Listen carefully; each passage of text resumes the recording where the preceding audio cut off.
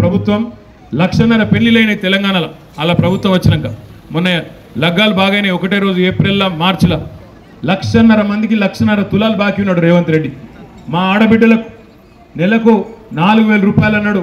ముసలోళ్లకు వాళ్లకు నెలకు ఇప్పటికీ 5 నెలలు 20,000 బాకీ ఉన్నాడు. ఆడబిడ్డలకు నెలకు 2,500 అన్నాడు. మీకు 12,500 రూపాయలు బాకీ ఉన్నాడు. ఈ మాట ఎందుకంటున్నా అంటే ఓట్లు వేయించుకునేటప్పుడేమో ఒక తీరుగా, ఓట్లు అయిపోయినాక ఇంకో తీరుగా అంటే ఇది పద్ధతి కాదు. మీరు ఏం చేసినో చెప్పి ఓట్లు అడగాల తప్ప ఇష్టం వచ్చినట్టు మోసం చేసిన కరెక్ట్ కాదు. నేను మీ అందరికీ దయచేసి దండం పెట్టి చెప్పేది ఒకటే, మీ అందరికీ నాకెంత బాధ ఉందో మన గవర్నమెంట్ పోయిందని. నేను నిన్న హైదరాబాద్లో తిరిగిన రాత్రి అంతా, అక్కడ కూడా అడిగిన కేసీఆర్ గవర్నమెంట్ ఉన్నప్పుడు బాగుండనా లేదా అని. నేను మిమ్మల్ని కూడా ఒకటే అడుగుతున్నా, బలవంతం ఏం లేదు. కేసీఆర్ ఉన్నప్పుడు బాగుండే అనుకునేటోళ్ళు ఒక్కసారి చేయలేవట్టు, బలవంతం ఏం లేదు. మరి బాగుండే అనుకుంటే కేసీఆర్ గారు రాష్ట్రంలో రాజకీయాన్ని శాసించే పరిస్థితి వస్తుంది. మళ్ళీ మంచి రోజులు వస్తాయి, బరాబరి యాద పెట్టుకొని. రెండో మాట, ఇక్కడ మన పోటీ నాకు తెలిసి అయితే కాంగ్రెస్ పార్టీతో లేదు. ఎందుకంటే కాంగ్రెస్ పార్టీ అయిన అభ్యర్థికి వచ్చి శాంతినగర్ చౌరస్తాలకు ఇట్లనే నిలబడ్డాడు అనుకో, కండువా కప్పుకోకుండా. నాకు తెలిసి ఇక్కడ కూర్చున్న వాళ్ళు, ఇక్కడ నిలబడ్డోళ్ళు ఒక్కరు కూడా గుర్తుపట్టరు ఆయన. పాపం పిల్లగాడు బస్ కోసం ఎదురుతుండో ఏందో అనుకుంటాం తప్ప ఆడెవడో ఎవరికి తెలియదు. ఎవరో డమ్మిగానే తెచ్చిపెట్టారు ఇక్కడ బలవంతంగా రుద్దుడు తప్ప ఆయన ఎవడో ఎవరికి తెలియదు, గుర్తు కూడా పట్టరు. ఆయన ఎవరో ఉన్నాడు కాంగ్రెస్ ఆయన. కానీ బీజేపీ వాళ్ళతో మనకు పంచాయతీ ఉన్నది. ఇక బీజేపీ వాళ్ళ కథ అయింది, వాళ్ళు ఒకటే నేర్చుకున్నారు. ఎందుకు వేయాలరా నీకు ఓటు అంటే, అక్షింతలు పంపిన ఇంటికి గుడి కట్టినా కాబట్టి నాకు ఓటేయాలి, ఇంకా ఇంకేం లేదు. అక్షింతలు పంపినా వచ్చినాయి అక్షింతలు అందరికీ. అవి అయోధ్యకి వెళ్ళాలి, ఆడికి వెళ్ళాలి. గిన్నె కంట్రోల్ బియ్యంలో పసుపు కలిపి పంపించారు లంగలు వాళ్ళు, పచ్చి లంగలు. రేషన్ బియ్యంలో దొడ్డు బియ్యంలో ఆయన 4 పసుపు కలిపి మీకు పంపించారు. నేనేమంటున్నా అంటే వాళ్ళు కేవలం దేవుడి పేరు మీద బతుకుడు నేర్చుకున్నారు. ఏమన్నా అంటే దేవుని పేరు చెప్పాలి, ఓటు వేయించుకోవాలి, అవతల పడాలి, మళ్ళీ 5 ఏళ్ళుగా నడవద్దు. 5 ఏళ్ళ కింద గెలిచిండు బండి సంజయ్. ఎప్పుడన్నా నచ్చిందా? సిరిసిల్లలో ఒక్క ఏరియాలో ఎప్పుడైనా ఎవరైనా ఒకళ్ళ ముఖం చూసి రాయనది ఎన్నడు. ఇవాళ మళ్ళీ వచ్చింది 5 ఏళ్ళకు. నాకే ఓటేయండి, ఎందుకు వేయాలి రాయ్యా అంటే మేము గుడి కట్టినాం. మరి గుడి కట్టుడు ఒక్కటే లెక్క అయితే కేసీఆర్ కట్టలేదా యాదగిరిగుట్ట? బ్రహ్మాండమైన యాదగిరిగుట్ట కట్టలేదా? 4 ఏళ్ళ కింద కట్టిండు.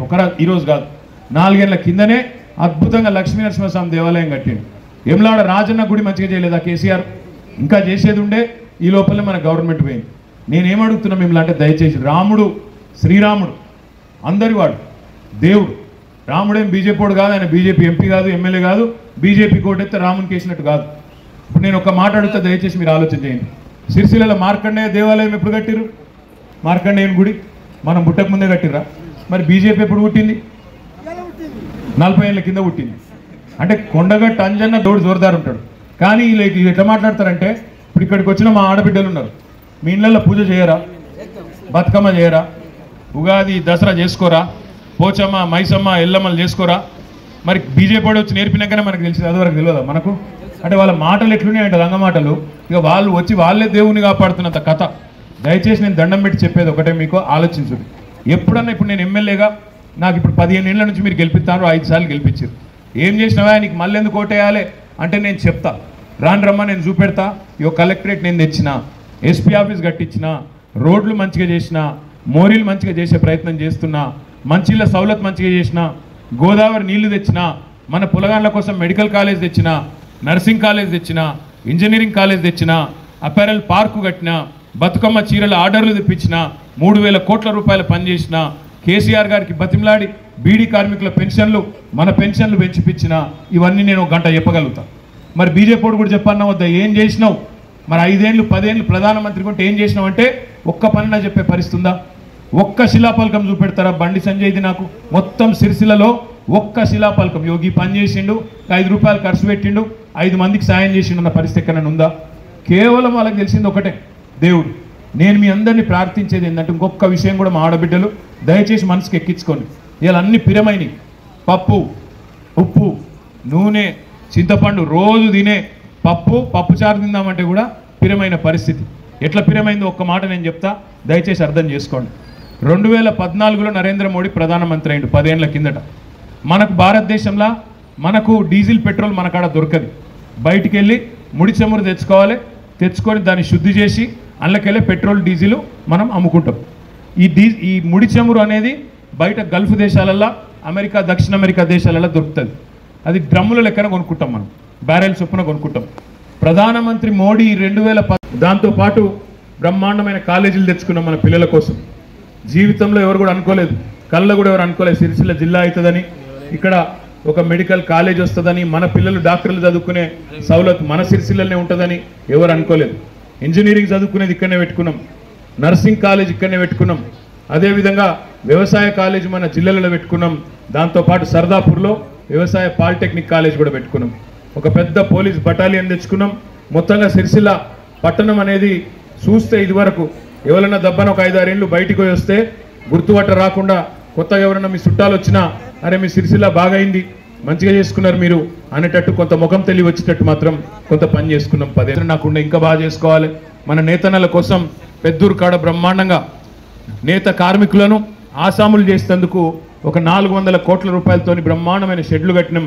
అవి కూడా ఇచ్చుకోవాల్సి ఉండే, అవన్నీ తయారైనాయి. ఇప్పుడు దురదృష్టవశాత్తు మరి మీరిక్కడ నాకు గెలిపించిన దురదృష్టవశాత్తు బయట వేరే నియోజకవర్గాలలో పక్కనుండే వేములవాడలో కానీ మానకొండూరులో కానీ ఇంకొకడ కానీ కాంగ్రెస్ పార్టీ చెప్పిన కొన్ని హామీలు చూపెట్టిన అరిచేతిలో వైకుంఠం, దానికి కొంతమంది మా ఆడబిడ్డలు అన్నదమ్ముళ్ళు మోసపోయి ఓటేసిండ్రు. ఇక వాళ్ళు అన్ని ఫ్రీగిస్తామన్నారు. ఇస్తా ఇంట్లో ఆయన 2000 ఇస్తే నేను 4000 ఇస్తా అన్నాడు. అర్రాస్ పాట లెక్కనే 4000 ఇస్తా అన్నాడు. రైతులకు రుణమాఫీ అన్నాడు. నేతన్నలకు 365 రోజులు పని కల్పిస్తా అన్నాడు. అని మొత్తానికి అరిచేతిలో వైకుంఠం చూపెట్టి మోచేతికి బెల్లం పెట్టి ఓట్లు అయితే వేయించుకున్నారు. ఇక కొన్ని దగ్గరలో అయితే క్యాండిడేట్లు ఇక మీరు ఈసారి ఓటే అయిపోతే నేను చచ్చిపోతా అన్నారు. వేములవాడలనైతే నేను 4 సార్లు ఓడిపోయినా, ఇక మీరు ఇప్పుడన్నా ఈసారికి ఓటే అయిపోతే నేను నా కుటుంబంతో సహా నేను చచ్చిపోతా ఇంత అని చెప్పి భయపెట్టి మొత్తానికైతే ఓట్లు వేయించుకున్నారు. గెలిచినరు, అధికారంలోకి వచ్చింది. అధికారంలోకి వచ్చిన 100 రోజుల లోపలనే అన్నీ అమలు చేస్తా అన్నారు. మరి ఇప్పటివరకు ఏం అమలైందో ఏం కాలేదో నాకంటే బాగా మీకే ఎరక. 6 గ్యారంటీలు అన్నారు. 6 గ్యారంటీలలో నాకు తెలిసి ఒకటే ఒకటి బస్సు. ఆ బస్సు కూడా తుస్సుమన్నది. ఎందుకంటే ఆ బస్సులు ఎక్కితే ఇలా గుద్దుకునుడు తనుకునుడు తప్ప ఏం లేదు. ఆడోళ్ళకి సీట్లు దొరుకుతలేమో, మొగోళ్ళేమో టికెట్ కొనుక్కొని తిట్టుకుంటాను. ఇది ఎక్కడ బాధరా నాయన. లేడీస్ ఏమో ఎక్కినాక చిన్నపిల్లలు ఉన్నోళ్ళు అవస్థ పడతాను, అది ఏడ సీట్ దొరుకుతలేదు, ఏడ కూర్చోవాలని. బస్సులు పెంచింది లేదు. ఉన్న బస్సులలోనే మరి 40 మంది ఎక్కే కాడ 90 మందిని కూర్చోబెట్టి లేని పంచాయతీలు పెట్టి యుద్ధాలు చేసే పరిస్థితి వచ్చింది. అది కాకుండా ఒక్కటి కూడా అమలు కాలే. కానీ సిగ్గు లేకుండా అబద్ధాలు చెప్తున్నారు. మొన్న ఇక్కడికి ముఖ్యమంత్రి వచ్చిండు రేవంత్ రెడ్డి, వచ్చి సిరిసిల్లలో చెప్తున్నాడు 6 గ్యారంటీలల్లో 5 అమలైపోయినాయి అంటుండు. మరి 5 అమలైనాయా కాలేదా మీరే నాకు చెప్పాలి దయచేసి. నిన్న రాహుల్ గాంధీ వచ్చిండు ఆదిలాబాద్. ఆయన అయితే ఏమంటుండంటే నెలకు 2500 వేస్తున్నాం అందరి అకౌంట్లలో, మా ఆడబిడ్డల ఖాతాలలో అంటుండు. పడుతున్నాయా? పడ్డాయా? మొత్తం రాష్ట్రం అంతా వేసేస్తుండట, మనకు మాత్రం పడతలేవాడు. ఎట్లున్నాయంటే ఎంత దొంగ ముచ్చట్లంటే సిగ్గు లేకుండా అబద్ధాలు చెప్తే కనీసం ఈ వాట్సాప్ ప్రపంచంలో, ఈ డిజిటల్ ప్రపంచంలో ఒకటే ఒక్క నిమిషంలో దొరికిపోతాడు అని అబద్ధం చెప్తే. సిగ్గు లేకుండా అబద్ధాలు చెప్పవట్రి. జరాగు నువ్వు ఆడ మొత్తుకొని నేను ఈడ మొత్తుకుంటే ఎవరికి అర్థమవుతుంది? రావు.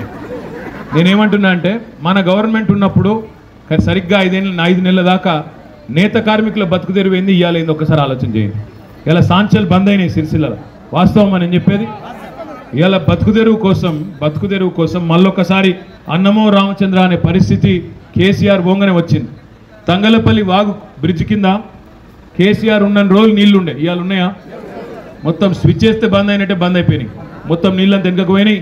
ఆడిపోతే ఇదివరకు సముద్రం చూసినట్టు అనిపిస్తుండే, ఇవాళ పరిస్థితి లేదు. కొత్త పెన్షన్లు కాదు, కొత్తగా 4000 పెన్షన్లు కాదు, ఉన్న పెన్షన్లే ఎత్తగొట్టిండు. మన జనవరి నెల పెన్షన్ ఎగ్గొట్టిండు రేవంత్ రెడ్డి. వాస్తవమేనా? జనవరి నెల పెన్షన్ కూడా ఎగ్గొట్టిండు. బీడీ కార్మికుల పెన్షను, ముసలోళ్ళ పెన్షను, జనవరి నెల పెన్షన్ కూడా ఎగ్గొట్టిండు. కొత్త పెన్షన్లు దేవుడు ఎరుగు, ఉన్న పెన్షన్ పోయింది. ఇంకా ఉన్న పెద్ద మనిషి, తెలంగాణ తెచ్చిన పెద్ద మనిషి, 10 ఏళ్ళు ముఖ్యమంత్రిగా పనిచేసిన పెద్ద మనిషి కేసీఆర్. అట్లాంటి కేసీఆర్ని పట్టుకొని నోటికొచ్చిన బూతులు, ఇష్టం వచ్చిన మాటలు. ఇప్పుడు నువ్వు ముఖ్యమంత్రి అయినాక ఎట్లుండాలి? వేరే వాళ్ళ పట్ల హుందాగా ఉండాలి. అట్లనే నువ్వేం చేస్తావో చెప్పాలి, ఏం చేయగలుగుతావో అది చేయాలి. అవేవి చేయకుండా కేసీఆర్ని తిట్టుడే. సిరిసిల్లకు వస్తే కేసీఆర్ని తిట్టుడే, సిద్దిపేట పోతే కేసీఆర్ని తిట్టుడే, జగిత్యాల పోతే తిట్టుడే, ఏడవైనా తిట్టుడు ఒకటే ఎత్తుకున్నాడు. 2 లక్షల రుణమాఫీ ఎంబడే నాకు ఓటేయండ్రి, ఎంబడే డిసెంబర్ 9 అన్నాడు. మరి డిసెంబర్ 9 వాయ్, జనవరి 9 వాయ్, ఫిబ్రవరి 9 వాయ్, మార్చి 9 వాయ్, ఏప్రిల్ 9 వాయే, ఇప్పుడు మే 9 రానే వచ్చే. ఏమాయ మరి రుణమాఫీ అయిందా? 100 రోజుల